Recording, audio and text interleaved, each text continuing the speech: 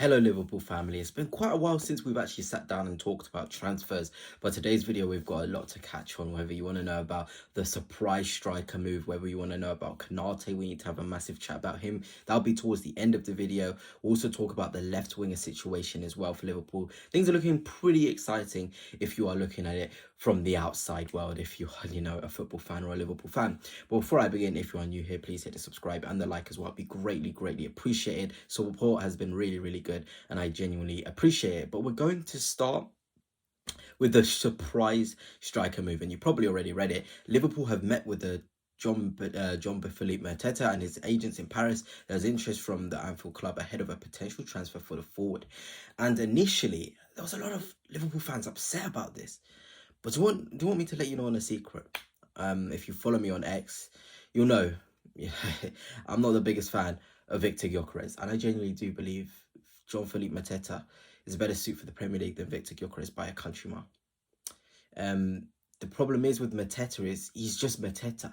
If he was coming from the Portuguese league, the Spanish league, the French league, the Bundesliga, everybody would be arms in the air for him. But because he's just boring, he's from Crystal Palace, everyone knows what he's about.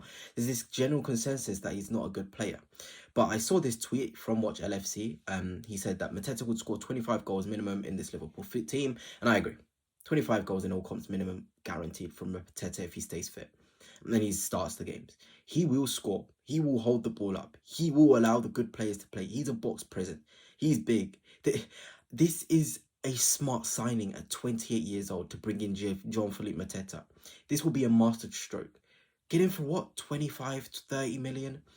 The rest of the Premier League hasn't got a centre forward to really compete with that, except from Newcastle, of course, with Isak and Kenate, and Manchester City with Haaland. But we already know how good Liverpool are without a centre forward. Imagine you get someone like Mateta who knows the Premier League, is physical, is a goal scorer, is a box presence. This cannot fail. It genuinely cannot fail. And even if it is a 25 to 30 million deal, it's not a major loss from Liverpool in terms of funds. You're not splashing 60 like Arsenal have on Gyökeres. You can easily take that as a loss, in terms of a transfer. If we're looking at statistics, this looks unreal in the Premier League to get 21 GA in 46. Then the season before that to get 24 GA in 39. This is unreal numbers. If he was 21 years of age or within 21 to 25, people would be wanting Philippe Mateta straight away. People be like, why is he at Crystal Palace still? This guy's phenomenal. He's nearly hitting 20 plus seasons in the Crystal Palace side, which aren't prioritizing scoring. They're sitting in a block, then they go forward. Fast breaks. This guy can suit any game state as well, whether it's a counter-attack, whether it's a game where you require box presence and 9 play. Mateta can adapt to it. This is why I like him so much. He is one of my favourite 9s out there. He genuinely is, in terms of he has so much to his game, so many tools. A lot of people are just looking past because they see him as Philippe from Crystal Palace. He can't be exciting. Don't look at players like that. And this hammers the point down. As a model, as an FBref model, I've shown you guys a lot of these in my videos if you've been watching for me for a while. You'll look at this and be like, this isn't good. But this just shows a top all-round centre forward here. There's no specific stat which jumps at you. But it's just very good stats. Just very good stats in terms of every single thing you would ask from a centre forward. He's there. Obviously, progressive passes. It's not a strong suit. Pass completion, pass attempts. But you don't need that. That's for the Vertzes. That's for the Salahs. That's for the Diaz. That's for the Gakpos. They can all do that stuff. McAllister as well. Frimpong as well. They can do all the stuff outside the box. Just leave Mateta in there to do what he does. And you're laughing. Just let him be the box centre forward and the press reliever, and you're in a really good position. And I just wanted to give a small segment because I know a lot of people would have seen Isak on it on the graphic, but I don't think this one's happening, Liverpool fans. I feel as though Isak is going to definitely stay for another season. Him and Ekatike will run the show as the centre forwards for Newcastle. But I do feel like next summer or the summer after, Isak will leave. I think it will be more likely for him to go to Barcelona or Real Madrid. But look, you never know in the transfer window. I know Newcastle fans are going to get upset with me, even though I'm just reporting something. But if Liverpool pull this off, it would be the greatest transfer heist I've seen in a long time. To be able to bring Newcastle's best player when they're in a position where they can really build, when they don't really need to sell him either, It'll be a great signing. There's not really much else you can say. It'll be a phenomenal signing. Head of the Matetas, of course, of this world. But from my understanding and analysis of the situation and what David Ornstein has tweeted alongside the Ekatike news for Newcastle fans, this guy ain't leaving now. You know, you're better off waiting a year or two if you really want him. He definitely has unfinished business with Newcastle United this season. And we're going to move on to the Rodrygo news. I really want Rodrygo at my club, Arsenal, but Graham Bailey, a really good source, it says Liverpool, one of their clubs, contacted Rodrygo's camps. You know, it doesn't even stop there. Mundo Deportivo, another source in Spain, says Barcelona know Liverpool would have to sell players to sign Rodrygo, so they're hoping to negotiate a deal for Luis Diaz.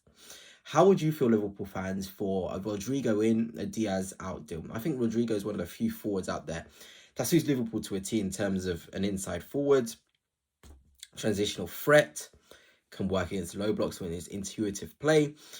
He's just a really good all-round player, and I know Liverpool fans have a little grudge against him because of what he said. I think he said something about Salah, then he also said something about he rejected them early on in his career, but those things happen, you know. Rodrigo's a top player. He needs to be going somewhere where he'll feel loved. Anfield is probably one of the best places where he would feel loved. So when you're looking at it like that, it would be a really, really good deal for Liverpool. And Darius as well, another source in Spain, that says Liverpool want Rodrigo. So that's three separate sources that have said it in Spain. You know, obviously we're having other confirmations from the Fabrizios and the David Ornsteins, but this is one to look out for. And I'd be heavily disappointed as an Arsenal fan if you guys were able to pull off the side of Rodrigo, because he's what I want. Look at those statistics. This is in a team whereby he's not even given the license to be the main man, and he's still performing to a really high level. You're looking at that 23 GA last season. You're looking at that 25 the season before that, then 29. Really impressive. It genuinely is impressive. You know, I have no other words but to say it's an impressive sort of return for Rodrigo and a Madrid side which doesn't really focus on maximize him. But let's talk Kenate, guys. I've left it to last for a reason, and if you've got this far, thank you very much. And I want to ask you guys, how do you feel about this Kenate situation? Real Madrid want to get him on a free deal in 2026. There's complications. Liverpool might have to sell the player now. What is your position? For me, Kenate, this is poor. I'm very disappointed. You have a problem, you want more money, you don't want to wear the Liverpool badge, leave. You know, the dynasty doesn't start before with you, it starts after you. You know, that's a quote I love, and obviously I'm being a bit too harsh on Kenate there if he does end up signing a contract.